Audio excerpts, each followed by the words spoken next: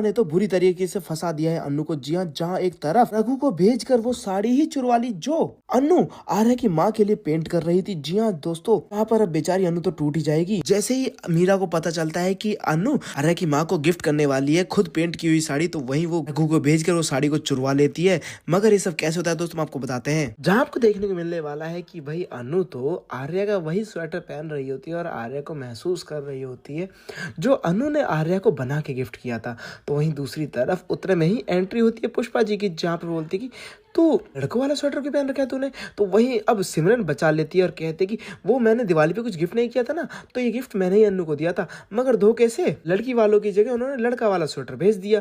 तो वहीं अब वो बोलती है कि पर ऐसा चलता है आजकल, आजकल तो लड़कियां ही पहनती है ना लड़के वाला स्वेटर, कोई फर्क नहीं पड़ता इससे। जहाँ पर अब अन्नू को तो बचा लेती है सिमरन। तो वहीं दूसरी तरफ अब अन्नू वो फोन पे बात करती है अब आर्या की माँ से, जहाँ पे अब आर्या की माँ अन्नू की आवाज सुनकर ही खुश हो जाती है, जहाँ पे उन्हें कुछ अपना अपना सा महसूस होता है। अपना अपना बोलो तो राजनंदिनी जैसा महसूस होता है। आवाज सुनकर ही लगता है कि जैसे राजनंदिनी खुद उनसे बात कर रही हो। तो वहीं दूसरी तरफ हम आपको बता दें, जहाँ पे अब अन्नू उनके बारे में उनसे पसंद नापसंद के बारे में पूछ रही होती है, तो वहीं दूसरी तरफ वो पूछती है कि आपको साड़ी में पेंटिंग वाला पसंद है क्या। तो वहीं वो बोलती है कि हाँ मुझे बहुत अच्छी लगती है। तो वहीं दूसरी तरफ अन्नू कहती है मैं आपको पेंटिंग वाली साड़ी गिफ्ट करूंगी।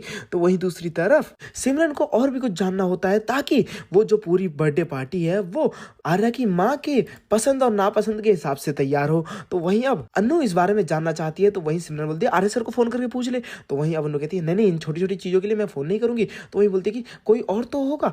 तो वो याद करती है हर्षवर्धन सर को, जहाँ पे अब हर्षवर्धन से बात करती है और बोलती है कि प्लीज आप ये सब चीजें अपनी माँ के बारे में प्लीज बताइएगा। जहाँ पर अब हर्षवर्धन तो खुद परेशान हो जाता है कि मुझे माँ के बारे में कुछ भी नहीं पता, उनके फेवरेट फूड के बारे में, उनकी फेवरेट लोकेशन के बारे में, उनकी फेवरेट कलर के बारे में मुझे कुछ भी नहीं पता। जहाँ पर वो डिसाइड करता है कि मैं अपनी माँ के बारे में सब कुछ जानूंगा, मेरी माँ के मेरे बारे में सब कुछ पता होता है।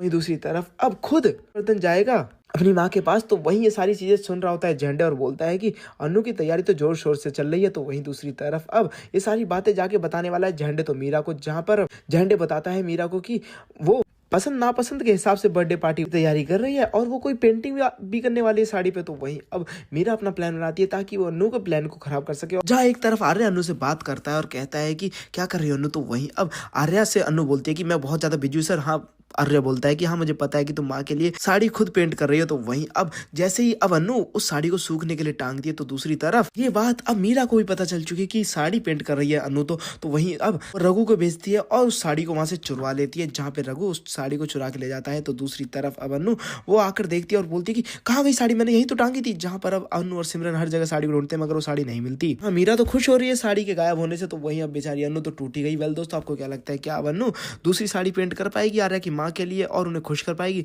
हमें कमेंट करके जरूर बताएं कि आप लोग चाहते हैं कि मीरा का सच आर्या के सामने आ जाए। तो मैं ज्यादा कमेंट करूँ, साथ ही लेटेस्ट ब्रांडिंग के लिए मैं सब्सक्राइब करना ना भूलें।